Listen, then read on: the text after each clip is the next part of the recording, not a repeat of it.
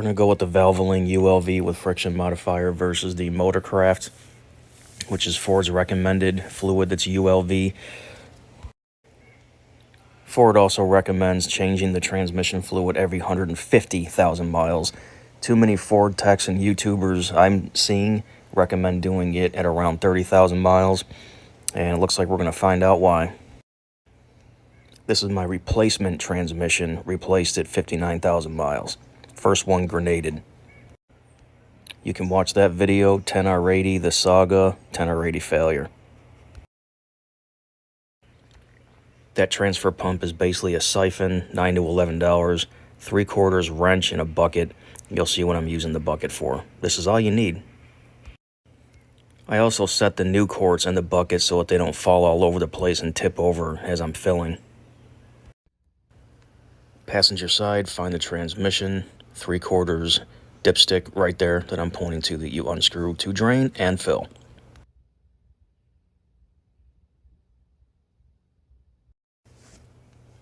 This is my dipstick. Mine has the numbers, some have letters. Here's your cold and warm levels to check with the numbered dipstick and the lettering dipstick. With this transfer pump, one side sucks out, the other one blows in. Shut up. Anyway, so you're basically just going to be swapping this as you're sucking out and then when you're filling. So here is the fluid, maybe halfway up the bucket. I'm going to measure this exactly though. I'm going to start pouring this into quart containers, measuring exactly 1 quart. I'm going to put exactly that much back in. Part of what I hear you're looking for is any silver swirlies on top of the fluid. I guess that would mean that you have some kind of metal shavings going on in there. I kind of stuck my face in there, didn't really see anything. Now let's just kind of look at the color of the fluid.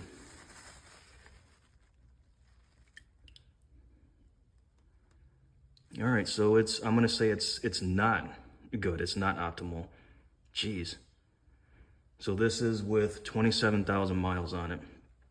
And again, this is the replacement transmission that I got in November of 2022 with 58,000 miles on it right before the powertrain.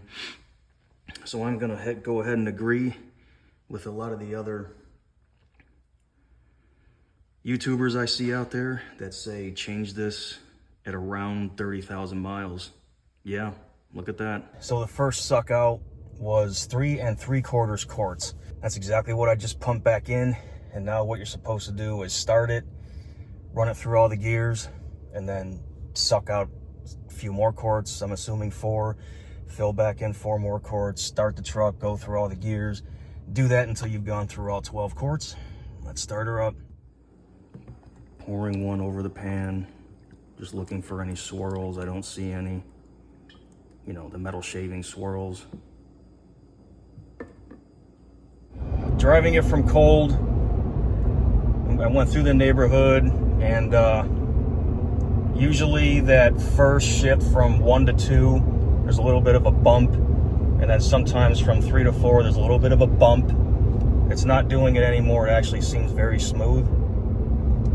I wanted to take it for a drive to see if it was running smoother and also have it cycle through all the gears. I will say it seems to be shifting smoother. And I'm not trying to just add this to my video. I really do think it is.